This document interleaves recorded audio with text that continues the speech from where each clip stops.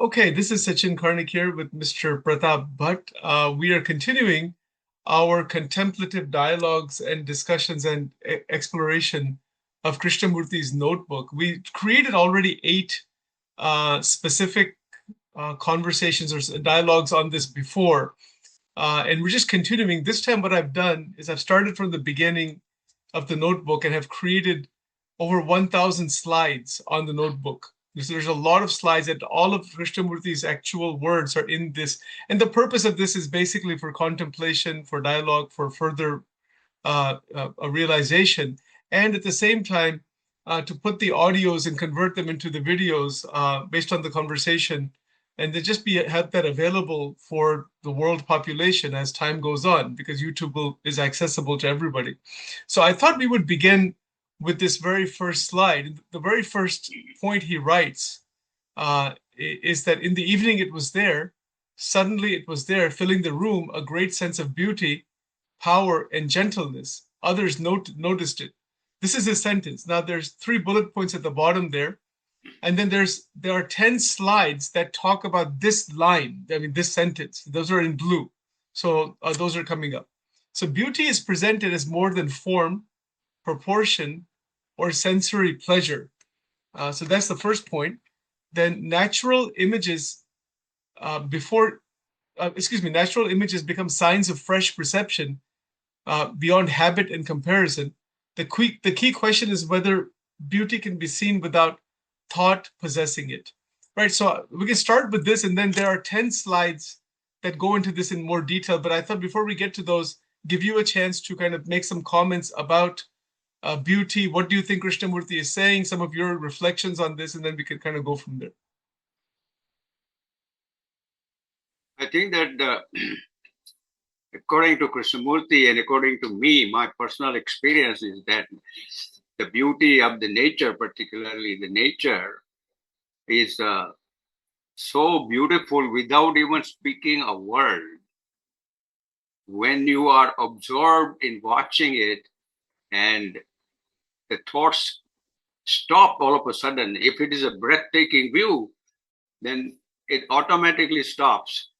Thought process stops in the sense that the separate I and me and mine, all those is absent. In its absence, you see beauty and you feel as if the beauty is speaking to you in the language that it just generally is so quiet and peaceful, and you see serenity. You feel serenity when you see it. That's how I see the beauty of the particularly nature. Okay, yes, that's a good place to begin. And I think that certainly that is an experience many people have. You know, just our common experience, it can be there that way, definitely. What do you think Krishnamurti is talking about here? What he is talking about here is that, you know, it said the beauty is presented more than form, proportion, and sensory pleasure. So my answer even covers this also. And then the natural images become sign of fresh perception beyond habit and composition. Now, what it means here that we have a habit. When you see something, you know, you go to Grand Canyon or anywhere, then you say, oh, yeah, this is, but I was very happy at Lake Tahoe and all those things. So we perceive it in a different way because of the habit. And then we lose the real appreciation of the beauty. When we perceive it like that, oh yeah, but I did this is missing here, all that. And the key question is, whether beauty can be seen without thought, and that I answered already. Right. Okay. So just just so you know, the original text is from the notebook is in this bigger box on top. That's the sentence. Then these 3 explanations are just another way to kind of talk about that. That's not written by Krishnamurti. That's just an exposition. And then the slides that are coming up, all of these, there are 10 slides that further even go into this. right? So, okay, so I'm going to go into the first slide now. These are all explanatory slides. These are not words of Krishnamurti, but they're very similar to his words. Oh, okay. Okay, but each blue slide has a quote from Krishnamurti at the bottom. Okay, so you just know. So the blue See, that's slides. exactly right. Beauty is where the self is not. Right. So what I've done is I've taken that, just so you know how this is organized. I've taken the original line. This is from the notebook, right? These 3 points at the bottom are just another way to kind of talk about that particular line. And then that slide that we just saw is now expanded into 10 other slides that further give some exposition based on, some analysis done to kind of go into this a bit further. But what you see here, these are not the original quotes of Krishnamurti. These are just analytical statements. The quote is at the bottom. So every slide has a specific connecting quote. So that's how this is organized. All right. So I'm just going to read this here. J. Krishnamurti presents beauty as a living presence, not merely as an attractive object. Beauty is described as filling the room, suggesting an atmosphere or quality of perception. The union of beauty, power, and gentleness shows that wholeness includes strength without harnessing. Without harshness. I'll just say that again. The union of beauty, power, and gentleness shows that wholeness includes strength without harshness. Right? Yeah, so there's no harshness. The phrase others noticed it implies that deep sensitivity can be shared, not only privately felt. So J. Krishnamurti points beyond aesthetics towards a transformed way of seeing and being. And then the quote at the bottom is, beauty is where the self is not. That's from Commentaries on Living. Very nice. Very nice. Yeah. Right. So, So let's look at the first line there. Krishnamurti presents beauty as living presence, not merely as an attractive object. Let's talk about that for a moment. Beauty as living presence, not merely as attractive object. What are your reflections on this? Yeah, it's not. It's such a natural thing that it just, as I said, it takes away you from you, the separate you from you. And when you become whole, you even see a beauty speaking to you without even words. So there are, okay, so there are no words there. Huh? Yeah. If you can come a little bit closer, so your voice is breaking up, but just a little bit. So if you can speak a little bit louder, just a little bit closer. Yeah, there we go. So say that again, that last part again. Put that slide one more time. Yep. I'll keep the slides up if you want. Yeah, sure. Yeah, so actually, it might be good for you to make a comment on or some statements on each of these points. Yeah, so the Krishnamurti presents beauty as living presence, not merely an attractive object. So that's what living presence.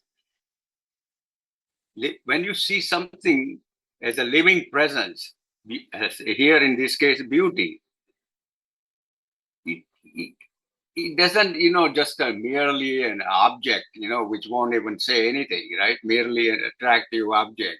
But living presence has something that makes it a living, not this as merely an object.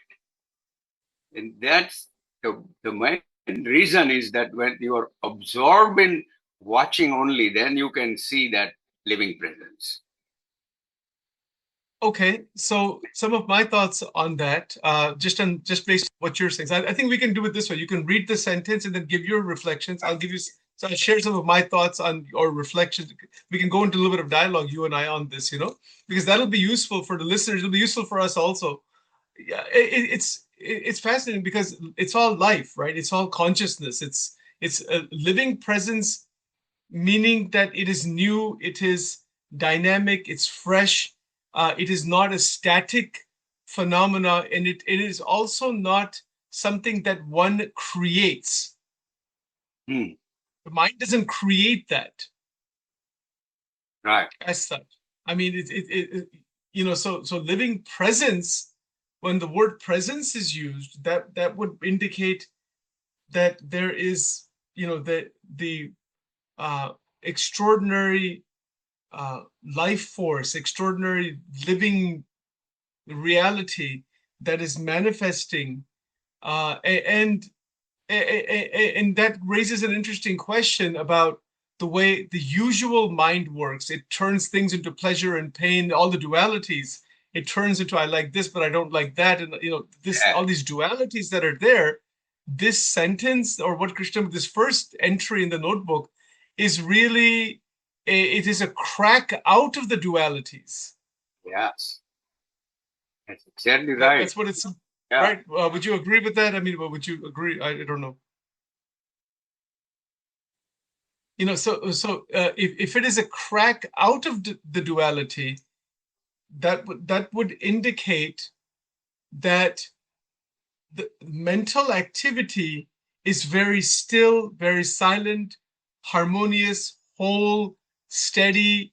There's awareness. There is just, there's no burden carried. All those things that Krishnamurti always talks about, that is all there actually. I mean, but because the way I understand the notebook, and we've talked about it before a bit, that it's the culmination of all of his talks and teachings and or whatever you want to call them, his reflections or his invitations. It's culminating in this way, that choiceless awareness, all of that is just there in the present, and this door has now opened.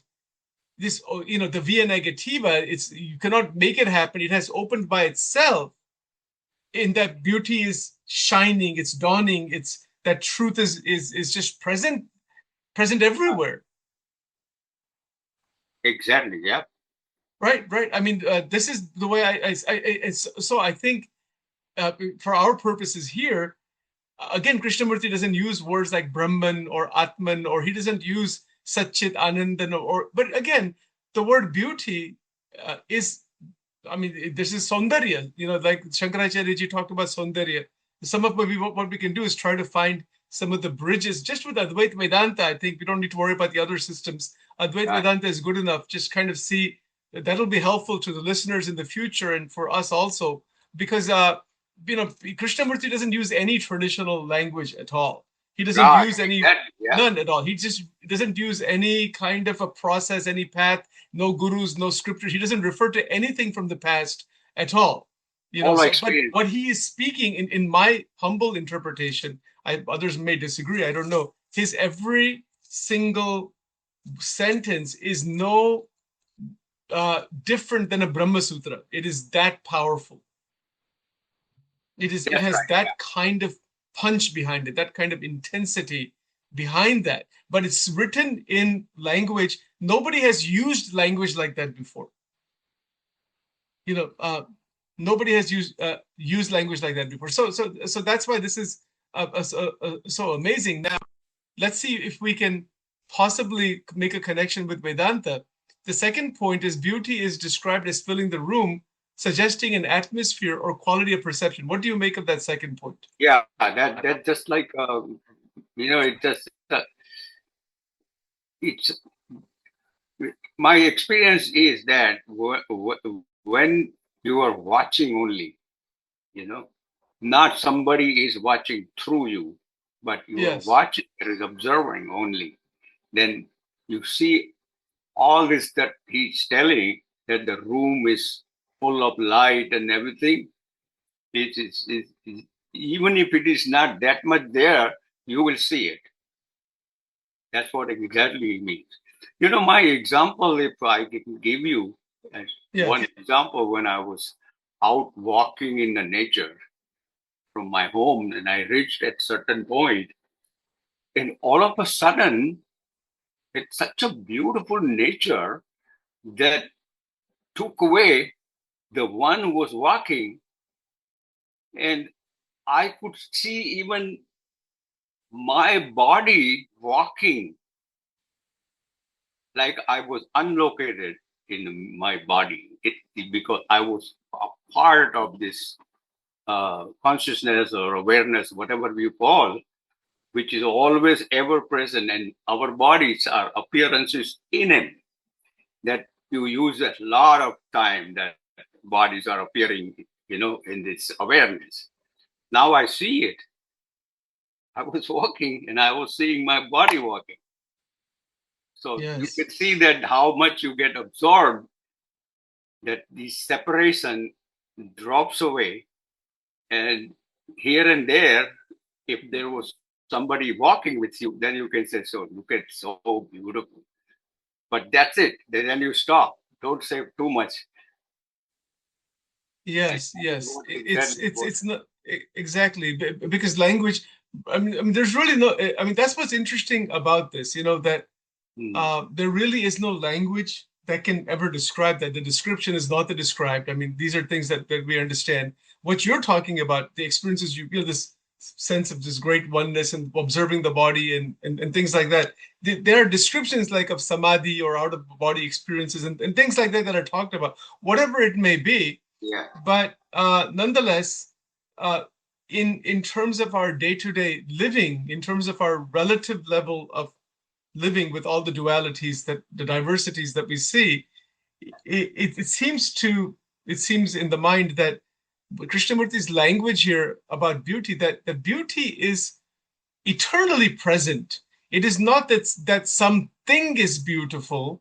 There is only beauty within all things exist. Yes. That's the difference, Yeah. right? Correct.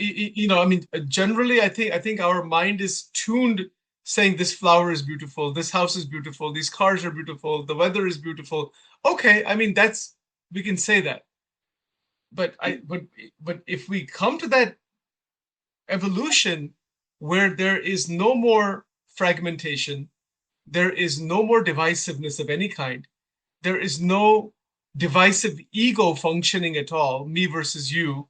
If that is not there, Yeah. and at the same time, there is great sensitivity and appreciation for experience in its entirety, as and strictly, I want to stay more focused on Yeah. Krishnamurti's language. Where freedom from the known. He's in that he's beautifully talked about the senses being completely awakened and alive, and not it's not a restriction like a boundary that is placed around the senses as such to discipline them artificially. It's not that kind of phenomena. It is where the senses are naturally opened without an or non-contrived discipline, which is a natural discipline, and there is no control and there is no indulgence in either direction. So when this actually is present this way, that door is beautifully opened. That's the via negativa, that the door actually opens into Yeah. the unknown, into that extraordinary dimension. It's very hard to find a place where there is no beauty, even. Right. So actually, beauty is everywhere, Beauty or everything is is where you in sit. beauty. Yeah, as long as that there is no this separate south. Well, I mean that's what's interesting, right? Because our usual human mind tends to segregate using language like this is beautiful, but this is ugly. This is wonderful, but this is terrible. So we have this duality. We have the likes and dislikes. I mean, this is how it goes on. Duality that we don't meet, we don't see a lot of time. There is no duality outside, but the one who sees it thinks that he is this body mind based entity, and he is seeing these other things. So you are taking or usurping rather the reality of this being aware from that being aware to yourself.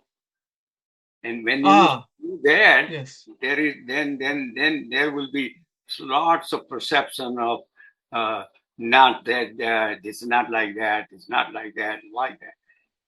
Otherwise, If there is no separate self, you, Pratap, then everything has the beauty. Because that is existence. I mean, this is what Vedanta teaches us, right? From the Vedanta connection, that Sat, Chit, Ananda, that Ananda, which is joy, we can say in Saundarya or beauty, Krishnamurti uses the word beauty, but that beauty is existence also. It's not different from that at all. No, existence itself you can see as beauty. Yes, existence itself we can see as beauty, or it is just another way to kind of describe that, maybe. Yes. Then, after studying this Advaita Vedanta, Yes. in my case, I understand Krishnamurti and appreciate even more. Even more. Of course. Yeah, me too. Same thing. Absolutely. Because even though he uses different language and he is speaking only from an absolute level, he's not speaking at all at the relative. And in fact, his contention is that there is no bridge between the relative in the absolute, that you can do something at the relative to get you to the absolute. That's what to the unknown. In fact, but he does say there's the harmony between the unknown and the known. Now, And there's the harmony. There's the harmony between the unknown, or the higher, whatever that reality is, and the relative world, the known. There's a harmony between the two. Yeah. But what he does say is that, and he says it again, that there's nothing you can do as a sadhana or as a process to go from the relative to the undivided absolute. He doesn't give any sadhana for that at all. As such, I mean, not directly, it's via negativa. Yeah, very good.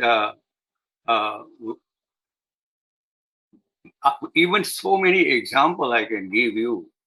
Yes. Where you will see that all of a sudden the non-dual comes into existence and the duality collapses.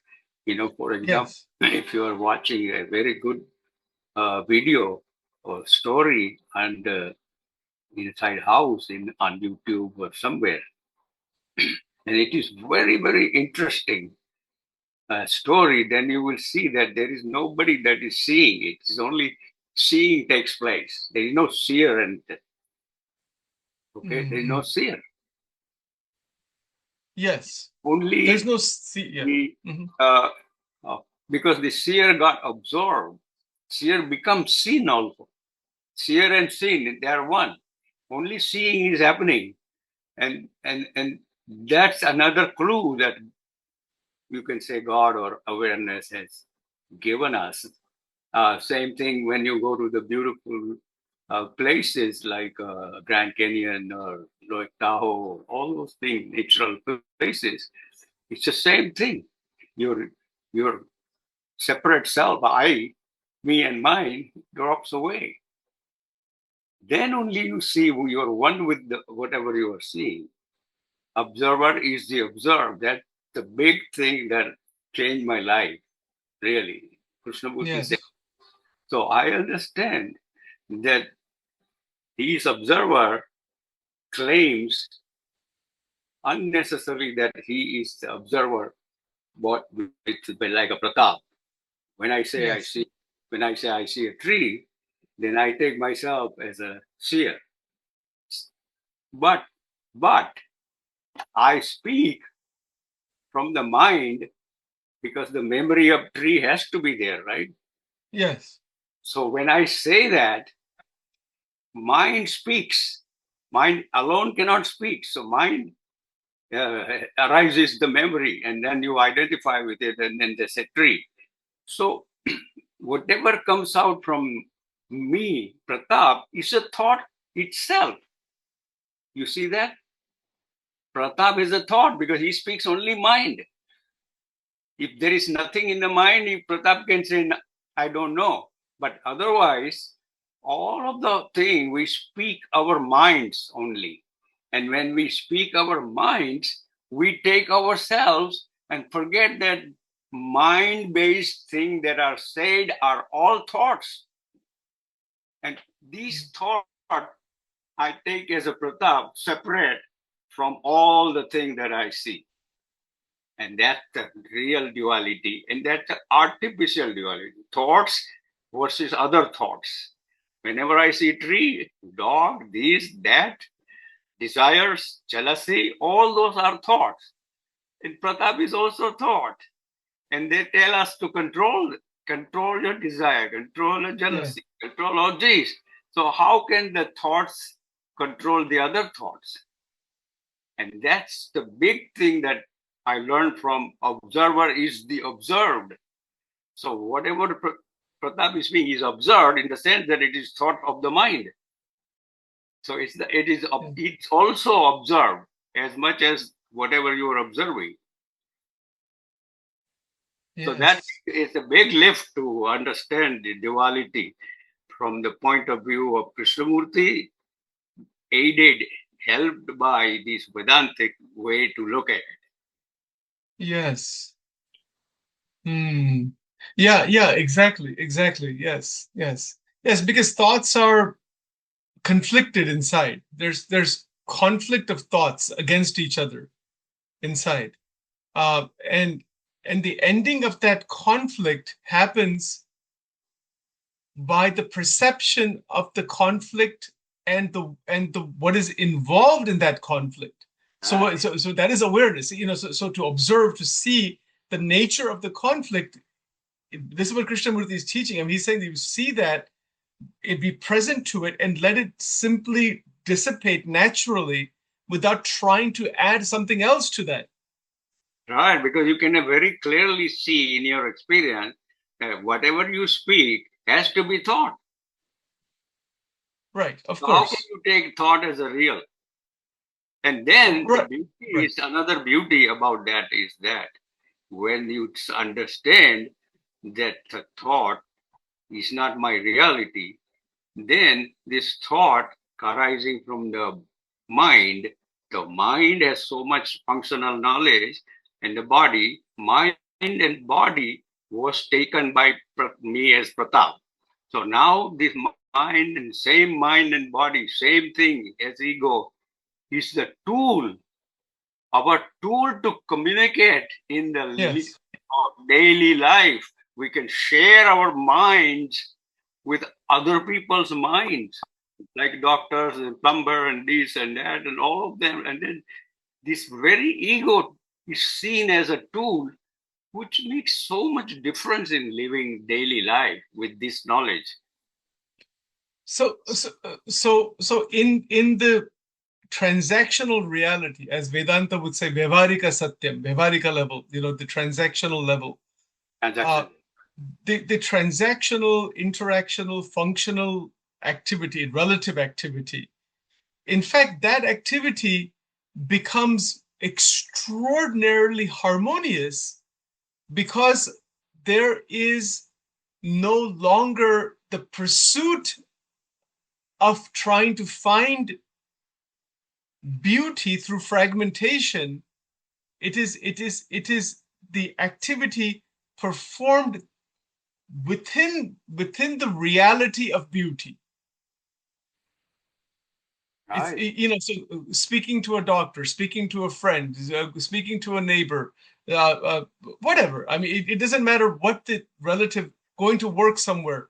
All of that is done as a it's an activity that doesn't have psychological fragmentation created by the me, the you, there's a functional transaction, but there is extraordinary inner harmony through which the action is performed. Right. Right now, you look at what we are talking here is we are sharing our minds. Yes, there's mind involved in that. That is Yes. not like Pratap and Sachin, but it's in this context, it's just Yeah. the sharing our mind with this body mind as our tool. Yes. Yeah. And all of them, even that the highest saints and sages, they also teach using their body and the mind. Of course. Of course. Yeah. But yeah. So even in the case of Krishnamurti, I mean, he is speaking for 40, 50 years. It's traveling throughout the world, writing books, giving presentations, giving these talks and dialogues. And at the same time, simultaneously, he doesn't have anything prepared. He's not, there's nothing scripted. It is being spoken kind of through him, really. It's not really that he's even speaking it as such. And this notebook is especially very fascinating. It covers about 7 months period of time where this was, he was inspired by or whatever it was to write this down. Because, and there is a statement somewhere that those who have followed his teachings or his talks for years and years and years, it is as if that higher intelligence wanted to give, the essence of the entire thing in the highest, the actual realization into the unknown. Because if you look at what he has written here, and we're just only looking at the very first line only, when he says that in the evening it was there, suddenly it was there, filling the room, a great sense of beauty, power, and gentleness. Others noticed it. So there is an experience happening, but it's not an experience at the mental level. Something extraordinary is going on there. Yeah, that just he recognized that. Extraordinary all of a sudden happened, It's yes. Not like a plan and all those things. No. And that's the point. It was in all the different dialogues and things that you and I both have read and heard and all that over so many years. One can make a beautiful. I can make a beautiful painting. I can play the instrument. A sea of flowers, a sea of mountain, and in the nature we can say how. And in the notebook, and in other places he goes into nature. He's appreciating nature so much, but it's almost as if that is a beginning point, because if we cannot approach the natural world or appreciate the natural world for what it as and the experience of the natural world, the mind will remain blocked by comparison, judgment, etc. So even when we see suffering out there, we see pain, we see harm, there's extraordinary sensitivity, and that sensitivity is beautiful. Yeah. Right. So it's not just that a flower is, you can have jasmine rose or you can have a beautiful red rose. Okay, flower, I have experience of beauty. But when we see suffering, there is the dawning of beauty and compassion, or the experience of sensitivity, the quality of sensitivity that opens up in the mind, sensitivity, care, compassion, all of that quality is beautiful. So when we use the word beauty, it actually encompasses all of experience. In a way, yes, you are right. It has to. Otherwise, what Krishnamurti is saying here, just this sentence, it wouldn't even make any sense otherwise. It was filling the room, a great sense of beauty, power, and gentleness. Others noticed it. Beauty, power, and gentleness. That there's extraordinary strength in compassion and love and care, towards the suffering of others. There's gentleness there. There's a great power there, which is what we call Shakti. This is our, from the Shakti point of view, in that there's beauty that is not part of the egotistical reaction that is happening to suffering and pain, pain, etc. Yeah. Just like if there is a sufferer, then only there is suffering, right? Yeah. There has to be some sufferer. Yeah. Then only you can be mistaken and say that it's happening to me. But in the suffering, all the suffering's nature is nothing but the thoughts. Arising thoughts only. They said, oh, something happened to me, this, that, and all of them.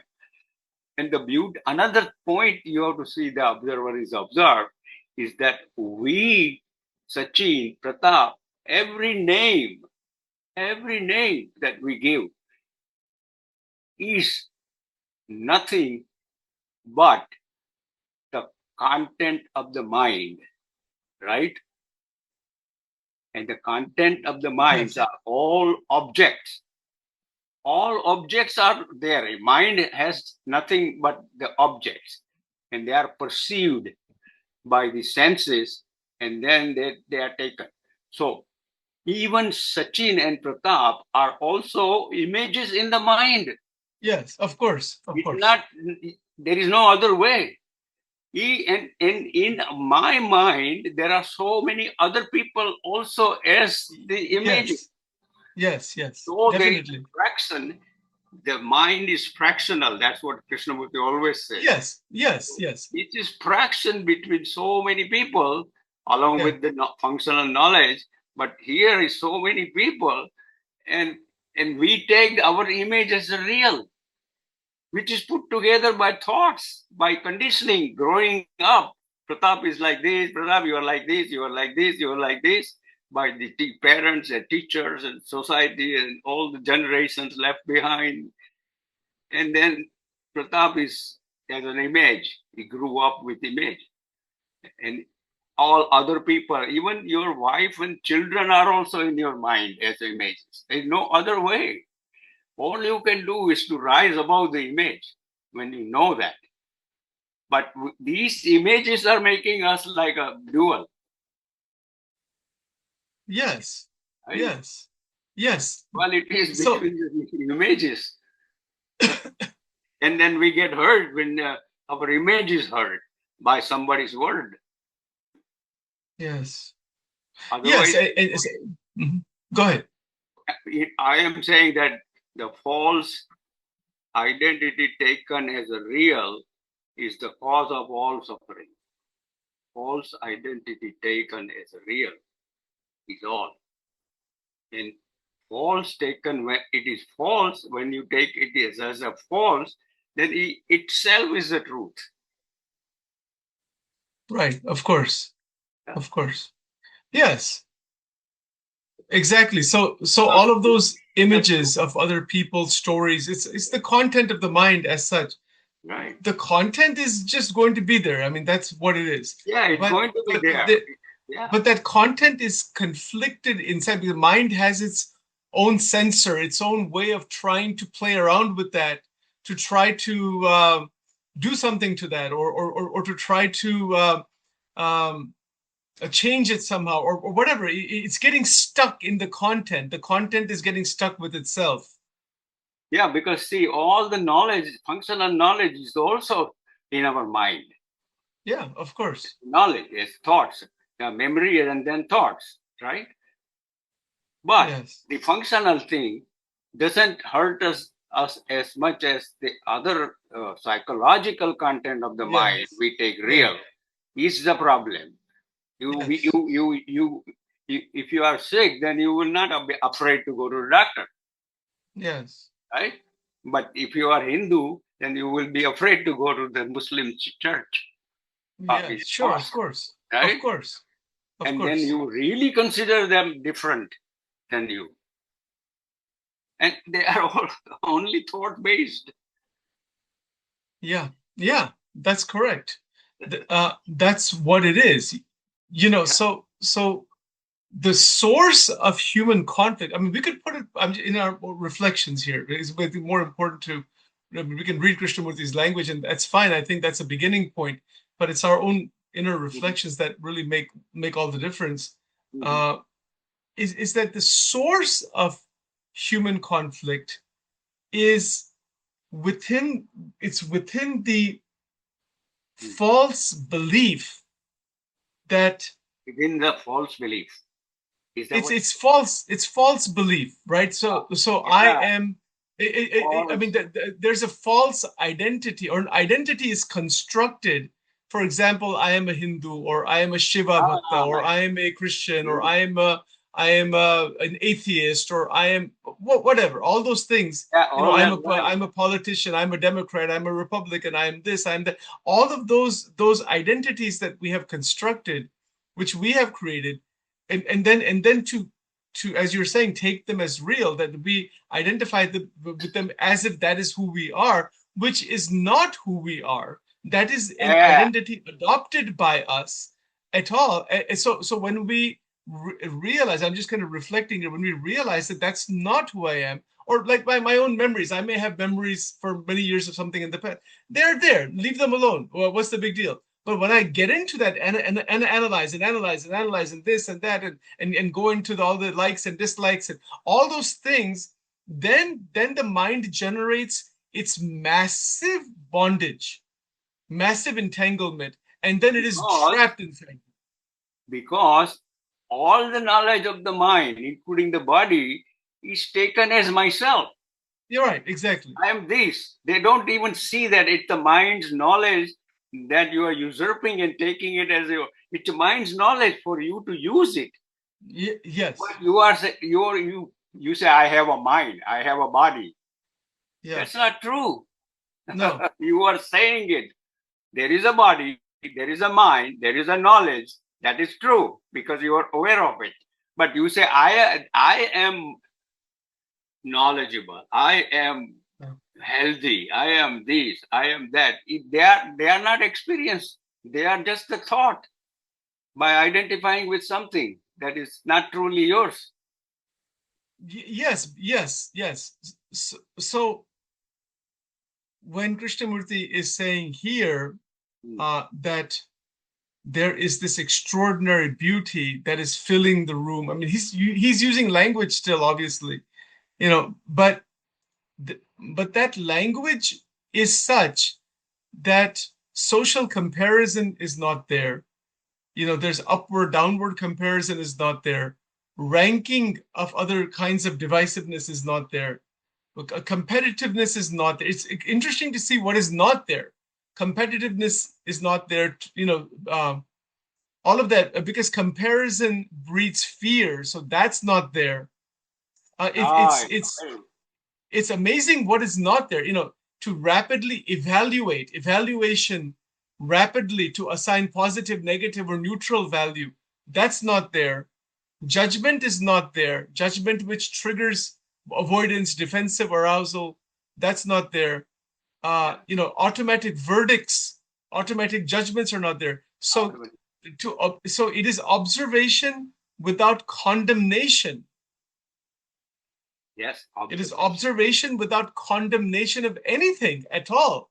Because when we are in the relative framework of life, we justify, we condemn, we take some position, we take another position, we like someone, we don't like someone, we judge someone. I mean, just very simple. If a very rich person comes to us and we know they're very wealthy or they're very powerful, all of a sudden we feel like, wow, we should be very respectful, or we should be this, but if some homeless person is standing over there on the street, we say, ye kya baat hai, kya bakwas chal raha hai? All this kind of thing is instantly, these comparisons are constantly going on.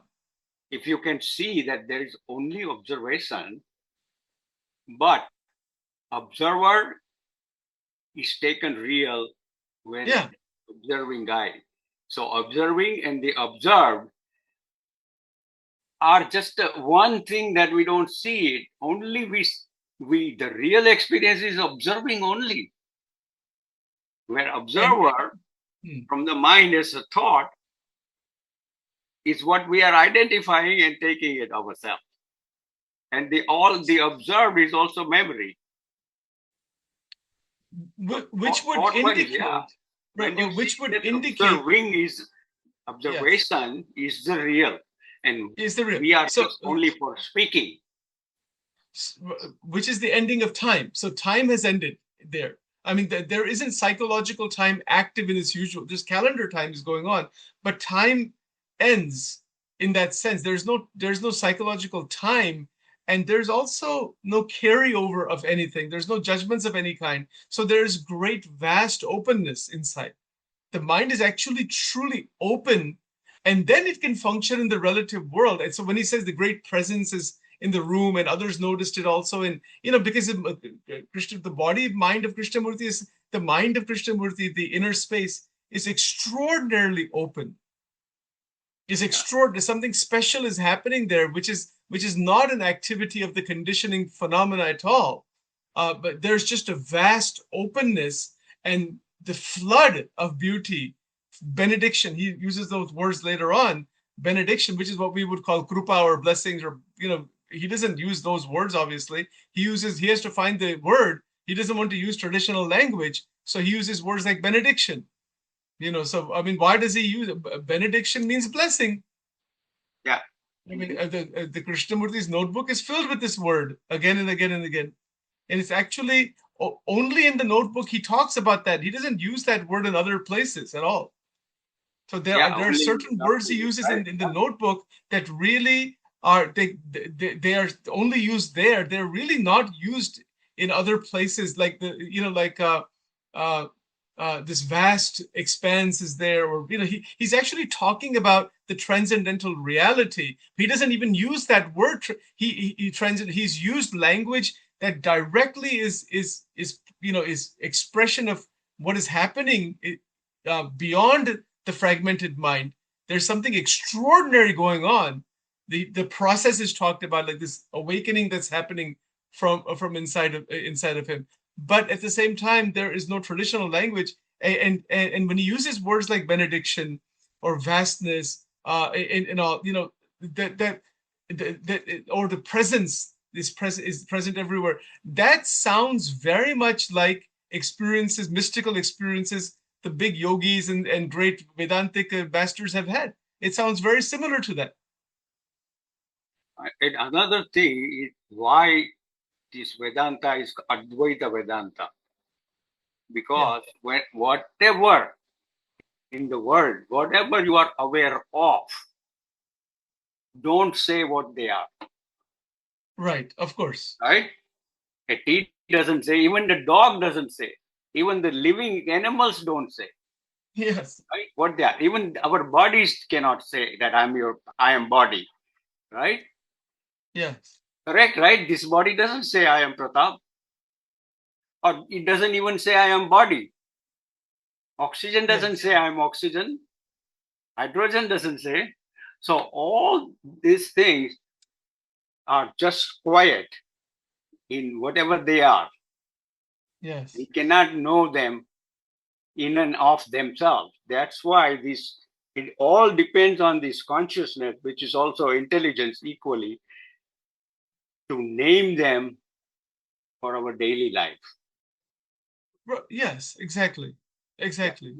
Daily life. Exactly. Yes, it's a transactional reality, and then it continues. But this kind of extraordinary openness, and really the question today, we're talking about beauty because that's the first entry, and I just want to go through carefully. I mean, there's a lot of slides here, and it's just it's really quite amazing. Emphasize what is involved. I was emphasizing. Yes. That the one that you are aware of can never say what there are. No, you cannot say that. Yeah. Yeah. Yes, exactly correct. So the third point here, the union of beauty, power, and gentleness shows that wholeness includes strength without harshness. Yeah. So because that gentleness, I mean, again, these are words used by Krishnamurti. I mean, he's talking about beauty, power, gentleness. Well, this is just such, kind of thinking on the or statement on this, that to remember Krishnamurti's language is no less important than to remember the greatest spiritual teachings ever written. Just to remember that. In Vedanta, we talk about Shravan, Manan, Nididhyasana, and Sakshatkar, 4 stages, right? Yes, again, this is only Sachin's humble opinion on this. The words of Krishnamurti are to be remembered. Not to make him into a guru or put him on a pedestal, but those words have within them profound wisdom that acts on the mind. Right. Yeah. Exactly right. Right. So look at yeah. Yeah, profound. And that wisdom truth, consciousness, whatever. It's all what those words do.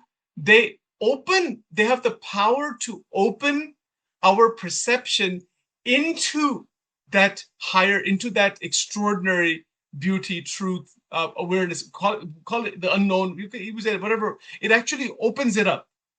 So beauty, power, and gentleness. 3 words, right? 3 words. In life, we don't. What do we see? Power. We don't see gentleness. Sometimes we see gentleness, lot of compassion, but then people are weak in that. They get drawn, lose their energy, and they get entangled in other people's suffering and all that. That's another problem. So, and sometimes we feel this is beautiful. Mountains are beautiful. Hawaii is beautiful. Alaska is beautiful, but then everything is so much other stuff is just all dull, useless, meaningless. So there's a fragmentation of these 3 in life. Krishnamurti brings them together, and when they come together inside, when we meditate on this, because otherwise, why did he write it? He wrote it so we could actually hold the words and stay with them, not make him into something great, but bring try to see the truth behind the words. The description is not the description. Even these are descriptions: beauty, truth, and beauty, power, and gentleness are 3 words. But when we actually combine them together, my God, that is amazing. That is the life is that opens it up right there. I think that is the power of this notebook. The note and all of the other teaching. This is the culmination of it. So. When you can see the beauty and gentleness and all that, and you can see that, you will down the road you will find where is not beauty. Everywhere, exactly. The is that. Exactly. Answer is in the question. Where is beauty? Where is not beauty? Tell me. Yes. That's the answer. That's the answer. And yes, absolutely. How exactly? And see, this is in the Commentaries of Living. The quote down here: "Beauty is where the self is not." So again, the third point here: the union of beauty, power, and gentleness. They're combined. They're together. That shows that wholeness. Wholeness includes strength without harshness. And this is the interesting point, because we have people have financial power, they have political power, they have family power, they have intellectual power, they have all kinds of powers there. But there's harshness in that. Even in universities, somebody's bashing somebody else and somebody's hitting somebody else. So power in the usual frame of human condition is connected to harshness. But beauty, power, and gentleness brought together inside in our contemplation, in our awareness, it eliminates the harshness. Yeah, it eliminates the hardship. Exactly. Extraordinary. And hence, that is true living. That is living with, that is beauty living through the mind-body complex. Right, yeah. Right. So this realization, because it is Krishnamurti it's not that he is even speaking, it is being spoken through him. It is a message that is being transmitted through him. There's no question. He doesn't use the word I even one time in the notebook. He doesn't, not even once. He says one. He refers to himself as one. One awoke, one was speaking. There's no I ever used inside the notebook at all. He doesn't use it anyway. He doesn't use it in most of the other things anyway. Even if you use it, even if somebody uses it, knowing that this I is on my tool to represent in a transactional way, and that's okay. I think, Pratapji, there is so much. Even as simple as that, what I say, that when you drive the car to go to the grocery store, then it's just the knowledge in your mind and the help of the body. The car is driven by road that is built by so many people. Then you go there. Then how can you say I am driving? Well, exactly. When you know that, you can say I am driving, in the sense, full knowing that it's the knowledge, the mind. Yes. That's what Krishna says, that you are not the doer. also. And see that so this is an interesting example, right? Now, in our other program, the Angel Wing program, we talk about this in a more relative level. This is just you and I are talking at this at this direct, because it's like it's just very difficult to even have this conversation with anybody. That's why I didn't want to lose the opportunity, with you, but because we did some of it, but I don't want to lose that chance to have this opportunity. And now we don't even have those, Washington D.C. dialogues anymore, not all those Baltimore dialogues. So we don't have them anymore. So it's more difficult to actually have these conversations. But hopefully, I mean, I would actually like to create a forum here for Krishnamurti dialogue. But again, maybe me, you, Suparna, maybe a couple of people can do this, because if we're at this talking at that same understood, level, otherwise people are they have not gone into Krishnamurti stuff. It becomes very difficult for them, So, but anyway, the example you were just giving, I've given that example about going to the grocery store, right? See, we talk about power. See, beauty, power, and gentleness. Three things, right? Just we stay with that. Just so as these three words, Krishnamurti is using these three words. So in our contemplation, we stay with this. When we go to a grocery store, let's say a person has a lot of money in the bank account. There's a sense of the me and the power that I can buy this and I can buy this and I can do this. There's a sense of power. Okay. And on the other side, if a person is on food stamps and has very little money and what that, the fear is there. There is a sense of very low power. Yeah. Okay. So see the range, right? Yeah. Now there's a functional level. If somebody has a lot of wealth, they could obviously buy a lot. If a person only has $200 in food stamps for the whole month, they have to be very careful how they use that. But the question about beauty and gentleness applies here, because in whatever they're doing, whether the person has only $200 to spend or they have $2 million in the bank account, the power connected into the beauty brings equanimity in both polar situations. Equanimity, yes. Very good. This is the Gita. So this is the bridge with the Gita. The entire teaching of the Gita is about equanimity. That you are maintaining stability among all of these fluctuating pairs of opposites all the way through. So beauty, power, and gentleness, these three qualities, this is a way that Krishnamurti is expressing the state. It's the evolved mind out of fragmentation, out of fear, because the fear is gone. Yeah, fear is gone. Even if somebody has $200 on food stamps and they have to spend a whole month on that, or other person has $2 million and everybody else in between, the person with limited funds has a lot of fear. Yeah. You see? Yeah. But the person with a lot of money has a lot of this egotistical power that I can do this and I can do that, and they feel free, but they're bound inside that power.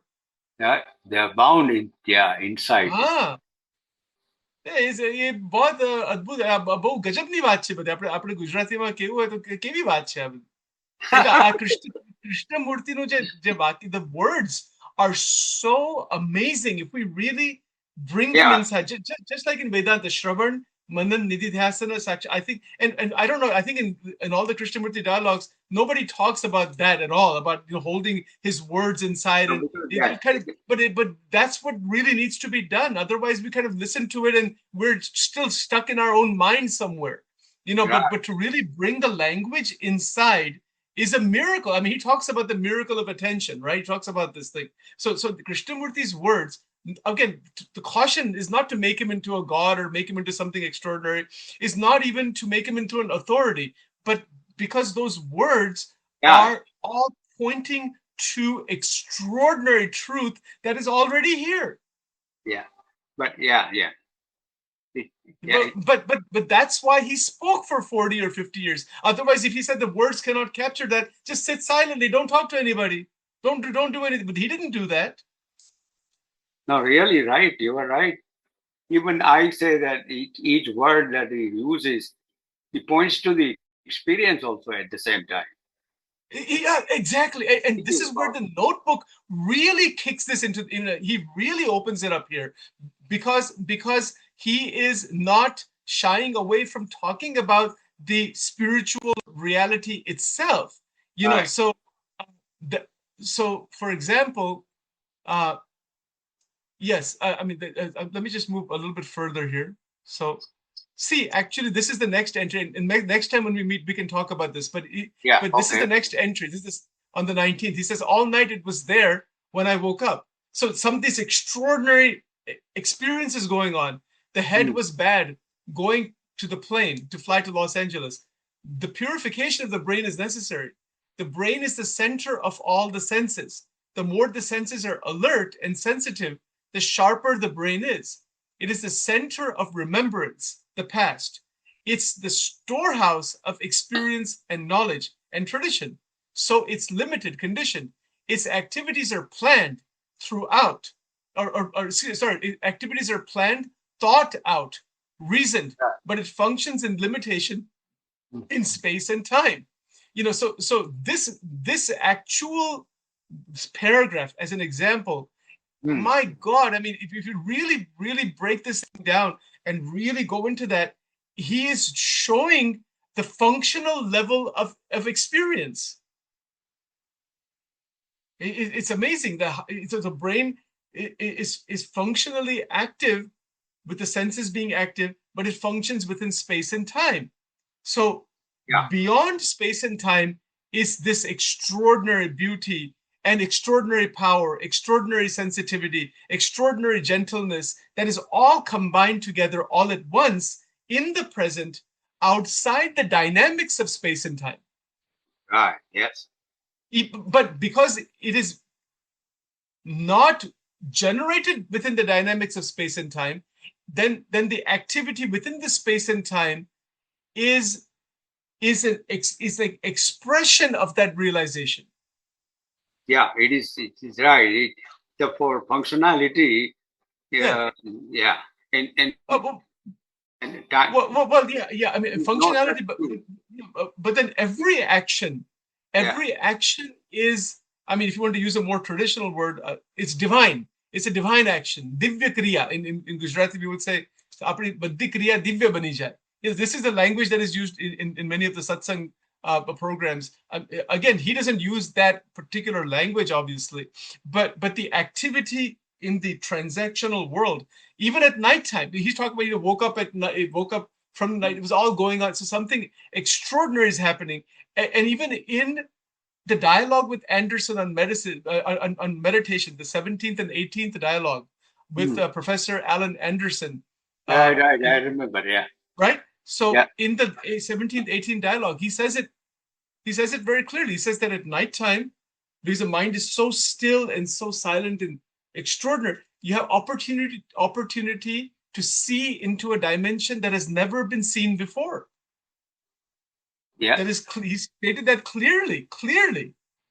You It's know, a spaceless and timeless.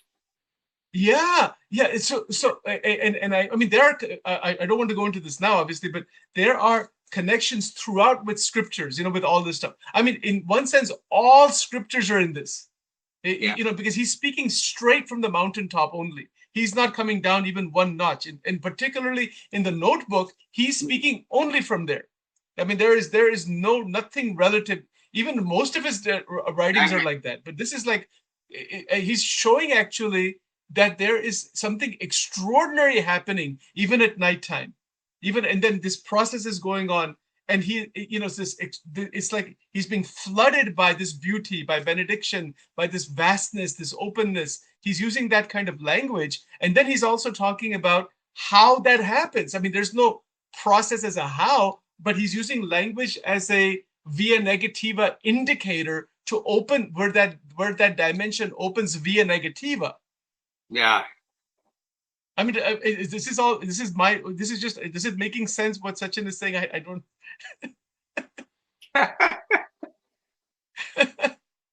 Yeah. Okay. Very Anything nice. else you?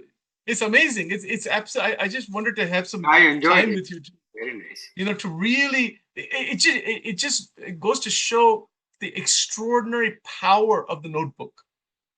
Extraordinary power of his words. Yeah. His words and his sthiti. In Gujarati we say sthiti, or in the Gita Esha Brahmi Sthiti Partha Nainam Prapya Vimuyat. In these verses are all that Brahmi Sthiti. Again, these are words that are used in the traditional scriptures. He's not using those words, but what's interesting, he's talking only about that, about the end point. Yeah. Full experience only can speak with this kind of words. There's not even possible, when you, just for today, just in our conversation today, beauty, power, and gentle. What's the third thing? Gentleness. Gentleness, beauty, power, and gentleness. Wow. I mean, if you look at the world, we see that these three are not together in people's lives. If they come together, we have heaven on earth. I mean, literally, we have heaven. Each person becomes an awakened being. I mean, the violence would disappear, hatred would disappear. The act of listening would. I mean, there's just one amazing quality after another would open. Actually, anything you'd like to say? Yep, very good. It's truly remarkable how extraordinary, and now because of all the new tools we have available, all these slides, actually what has been done here is that we've been able to take the entire notebook, all of it actually, and just for the purpose of this type of discussion and dialogue, and I've taken the entire Krishnamurti notebook, and there are over 1,500 slides that just on the notebook. So in each of those slides will be expanded into 10 slides. So to even further open that, each of those 10 slides will be expanded into 50 slides connecting with neuroscience, psychology, as well as philosophy of mind, or other disciplines like that. So it will go to show that one sentence of Krishnamurti, how much jam-packed power it actually has. We shall see where it takes us. Yeah, very good. Very nice. Good session. Thank you. Okay, good session. Okay, so let's stop here. Thank you so much. Yeah. Beautiful. And, and it's extremely, thank you for your time. If this time is good, I can just put it on the calendar, 2:00 on Fridays. That'll be a good time for us to do this. Yeah. Oh. So we can just do once a week. And even if we do once a week, within a year, we'll have 52 conversations recorded, and that's fine. It's good enough. That's it's absolutely beautiful. Yeah. Very good. Right? Very good. I am very happy. Okay. Yeah. Thank you so much, sir. Namaskar. Jai Thank Shri Krishna. You. Take care. Equally, thank you. Okay. Bye-bye.